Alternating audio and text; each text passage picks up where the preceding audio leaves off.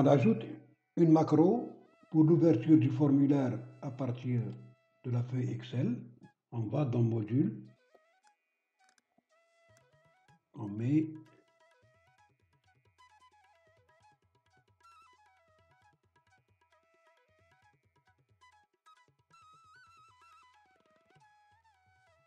application visible égale false. Ensuite, on met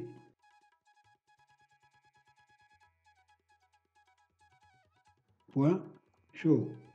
Ce code nous permettra de revenir de la feuille Excel vers le formulaire. On revient à la fiche de stock et affecter la macro au bouton de commande. Affecter macro, on cherche carotte. Voilà, on ouvre le tableau de bord, on fait un essai pour voir, on clique sur carotte, le formulaire des carottes qui s'ouvre, on clique sur fichier data, voilà la fiche de stock carotte qui s'ouvre. Maintenant, je vais vous montrer comment instaurer le message d'alerte du stock minimum dans la fiche de stock. Pour cela, on commence tout d'abord par élaborer une formule de stock. On va mettre est égal à l'entrée moins la sortie. Et ce stock est égal à l'ancien stock plus l'entrée moins la sortie. On clique sur le stock et dans l'angle de la cellule, là où le petit plus apparaîtra, on clique sans lâcher et on descend jusqu'au total de la fiche de stock. Voilà, nous avons, si on met dans l'entrée par exemple 50, nous allons trouver dans le stock 50. Si on met dans la sortie 20, nous allons trouver dans le stock 30. Et voilà, la formule marche convenablement. Maintenant, nous allons ajouter le message d'alerte dans l'observation. Pour cela, on clique sur l'observation et on va dire égal si, on ouvre une parenthèse, ce stock est inférieur à 300 qui est le stock minimum, point virgule, on ouvre des guillemets et on met passer commande. On ferme la guillemet, on met un point virgule, on met deux guillemets et on ferme la parenthèse.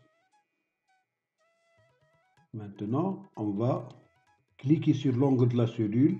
Quand le petit plus apparaîtra, on clique sans lâcher et on descend jusqu'à la fin de la colonne. Voilà, passer commande se trouve partout du moment que tous c'est des zéros. Si on met par exemple 500, passer commande va disparaître parce que le total est supérieur au stock minimum. Maintenant, on va donner une couleur à l'observation. On clique sur la première colonne, on va dans mise en forme conditionnelle, on clique, on choisit règle de mise en surbrillance des cellules, ensuite sur texte qui contient, on va écrire ici le texte, passer commande, on va choisir dans cet onglet format personnalisé. Pour la police, on va mettre du gras. et la couleur blanche. Et pour le remplissage, on va mettre du rouge et on clique sur OK. Ensuite sur OK. Maintenant, si on clique avec la souris sur l'angle de la cellule quand le plus apparaîtra, on clique sans lâcher et on descend jusqu'à la fin. Maintenant, si on fait une entrée de 500 par exemple, plus que le minimum, ce message va disparaître. Si on ajoute encore 500, le message reste toujours en blanc. Tant que le stock est supérieur à 300, le message rouge n'apparaîtra pas. Maintenant, on va faire une sortie de 800, c'est-à-dire où le stock devient inférieur à 300. Si on clique, le stock est devenu inférieur à 300 et le message apparaît passer commande. Si on revient à l'entrée et on va ajouter 400, le total va devenir 600, le message va disparaître. Maintenant, on va aligner les textbox du formulaire à la fiche de stock. Il faut retenir que le stock final est dans la colonne F, ligne 28. Le stock minimum est fixé à 300. Le message d'alerte final est dans la colonne G, ligne 28. L'indicateur du niveau de stockage est au M24. Pour le formulaire, on va noter que la textbox 9 appartient au stock final. Le message d'alerte se trouve dans l'espace de la textbox 7 et l'indicateur du niveau de stockage se trouve dans la textbox 10.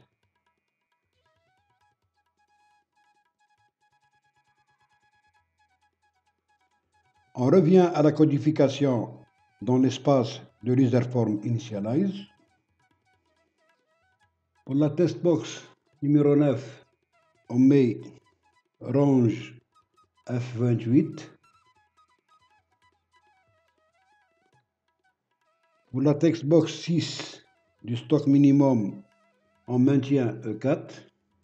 Pour la textbox 7 de l'observation alerte, on met G28. Et pour la textbox 10 du niveau de stockage,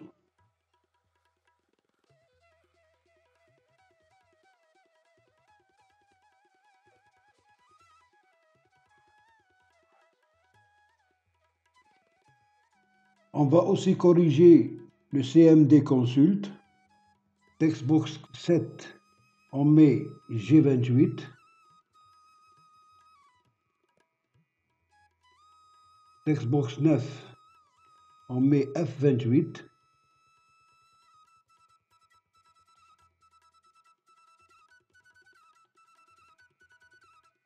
Et textbox 10, on met N24.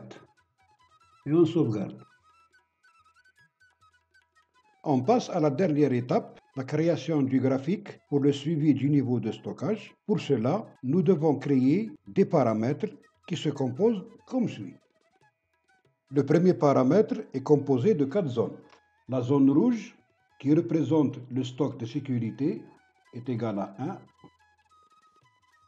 La zone jaune, qui représente le stock actif, est égale à 2. La zone verte, qui représente le stock maximal, est égale à 1. Et une zone transparente, qui représente la zone vide, est égale à 3. La deuxième partie représente les données, est égale à 200%. Donc, je vais démarrer l'indicateur à 0%. L'aiguille, son épaisseur, je vais la mettre à 3%. Pour le reste, je dois maintenant mettre cette formule qui me permettra de coordonner entre la progression et le reste du stockage. Je vais dire égal 2 moins l'indicateur moins l'épaisseur de l'aiguille voilà, est égal à 197%. C'est-à-dire 197 plus 3 égale 200. Maintenant, si on augmente ici, on met 30, par exemple. Voilà, le reste passe à 167%.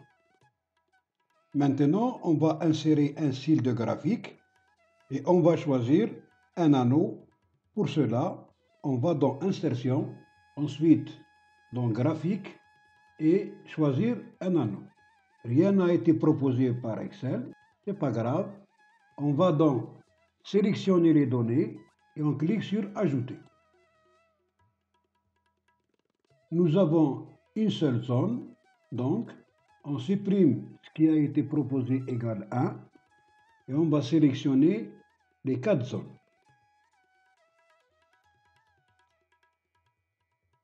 Et on clique sur OK. On clique une deuxième fois sur OK. Maintenant, je peux enlever la légende.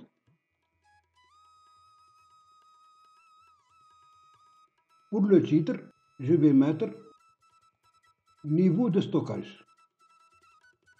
Notre anneau est représenté par 4 zones. Donc, on va changer les couleurs. Nous avons le rouge, le jaune et le vert. On clique sur le premier anneau 2 fois et on va choisir la couleur rouge. Ensuite, la deuxième zone et on va choisir le jaune. La troisième zone, on va choisir le vert. Et la dernière zone, qui est l'espace vide, on va cliquer sur aucun remplissage. Maintenant, je vais choisir la deuxième série. Je clique sur sélectionner les données, ensuite ajouter le pourcentage. J'enlève cette valeur et je vais sélectionner et je clique sur OK. Ensuite sur OK. Maintenant, je vais modifier le type de graphique. Je fais un clic droit sur mon graphique et je vais choisir modifier le type de graphique. Au lieu de graphique secteur, je vais cliquer sur graphique combiné. Dans mon schéma, j'ai 2 graphiques. Pour me permettre de superposer les 2 graphiques, je vais mettre le premier sous forme d'anneau.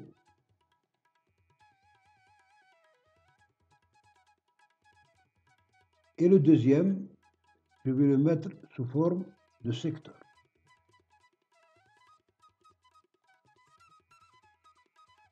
Ensuite, je vais sélectionner le deuxième en secondaire et je clique sur OK. Mon second graphique qui apparaît, je vais cliquer 2 fois et je vais sélectionner le secteur vert et je clique sur aucun remplissage. Voilà mon graphique qui apparaît avec l'aiguille. Pour l'aiguille, je vais lui donner une couleur noire. Je vais cliquer 2 fois sur l'aiguille et je vais mettre une couleur noire. Maintenant, je vais enlever les bordures. Je clique sur aucun trait. Ensuite, je clique sur le deuxième graphique et je mets aucun trait. Je vais maintenant faire une rotation de mon plan. Je clique dans Options de série. Je clique sur Axe principal et je clique sur la rotation.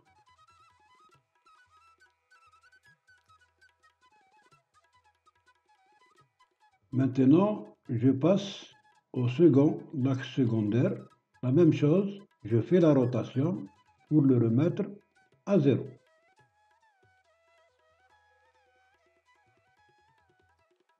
Voilà.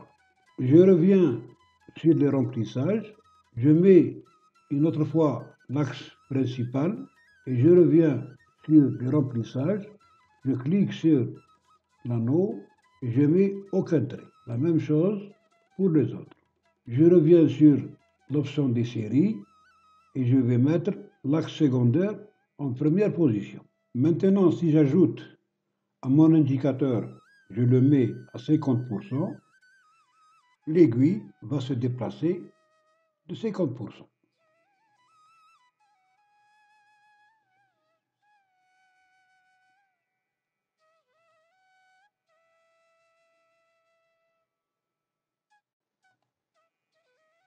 Maintenant, si on consulte notre formulaire, voilà, le stock est déterminé à 0, l'aiguille à 0, le graphique apparaît et l'observation passée commande apparaît aussi. Si on ferme, on revient au tableau de bord. Et si on clique sur carotte, on revient au formulaire des carottes. Notre tuto arrive à sa fin. J'espère que vous allez réussir. Merci de m'avoir prêté attention. Si vous avez aimé, likez, abonnez-vous et cliquez sur la cloche pour ne rien rater de belles choses à découvrir.